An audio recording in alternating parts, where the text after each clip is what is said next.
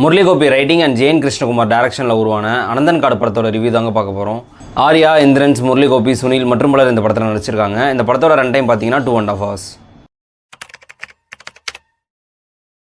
Hey guys, welcome to cinematics. இந்த மாதிரி movie ரிவ்யூஸ்க்கு நம்ம சேனல் சப்ஸ்கிரைப் பண்ணிவிட்டு தென் பிடிச்சிருந்தா ஒரு லைக் போட்டு விட்டுருங்க. இந்த படத்தோட ஸ்டோரி சினாப்சிஸ் என்னன்னா, ஆர்யா பார்த்தீங்கன்னா ஒரு ஈழத்தமிழராக இலங்கைக்கு எதிராக போர் செய்கிற ஒரு ரெபல் கேங்கோட முக்கியமான தலைவராக இருக்கார்.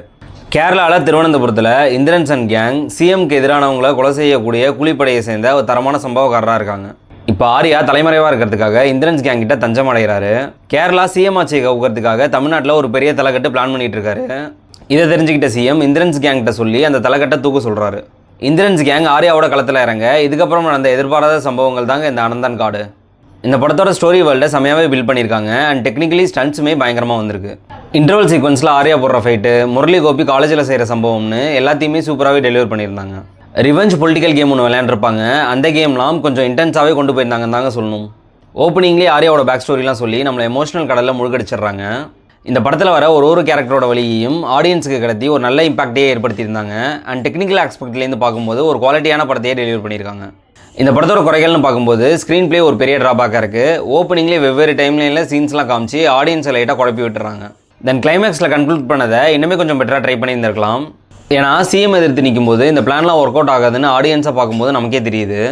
அதை எக்ஸிக்யூட் பண்ணுறதுக்கு 10 minutes காமிச்சு ஃபெயிலியரில் முடியறதெல்லாம் கொஞ்சம் டைம் கன்சூமிங்காக தாங்க தெரியுது. ஆக்டர் பர்ஃபார்மன்ஸ் பார்க்கும்போது ஆர்யா ஒரு சீரியஸான ரோலில் ஆக்ஷன் எமோஷன்னு எல்லா செக்மெண்ட்லையும் பட்டையை கிளப்புறாரு. இன்ட்ரோல் பிளாக்ல ஒரு வெறியோட சண்டை போடுற காட்சிகள்லாம் ரொம்ப ரியலிஸ்டிக்காகவே பண்ணியிருந்தாருங்க. இந்திரன்ஸ் தன்னோட யூஸ்வலான பாவப்பட்ட கேரக்டர்லேருந்து சற்று விலகி ஒரு மிரட்டரான கேரக்டர் இந்த படத்தில் பண்ணியிருக்காரு.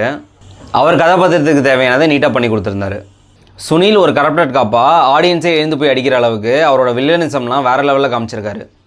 அடுத்து இந்திரன்ஸ் கேங்கில் வர முரளி கோபி, தேவ் மோகன், அப்பானி சரத்னு அவங்க சம்பவத்தெல்லாம் சிறப்பாகவே பண்ணியிருந்தாங்க. அண்ட் மற்ற ஆக்டர்ஸ் எல்லாருமே நீட்டான பர்ஃபார்மன்ஸே கொடுத்துருந்தாங்க.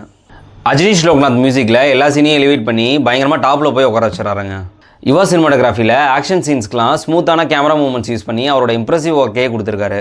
எடிட்டிங் பொறுத்த வரைக்கும் ஃபாஸ்ட் கட்ஸ்லாம் நிறைய இடங்களில் யூஸ் பண்ணதுனால கொஞ்சம் மோட்ரா ஃபீல் தாங்க கொடுத்துச்சு.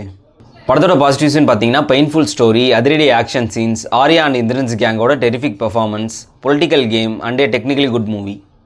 நெகட்டிவ்ஸ்னு பார்த்தா பொறுமையை சோதிக்கிற குழப்பமான screenplay, unconvincing climax and லென்த்தியான shorts.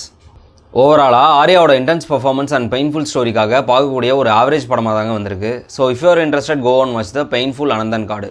Cinematics rating for this movie 6.5 out of 10. Thank you guys.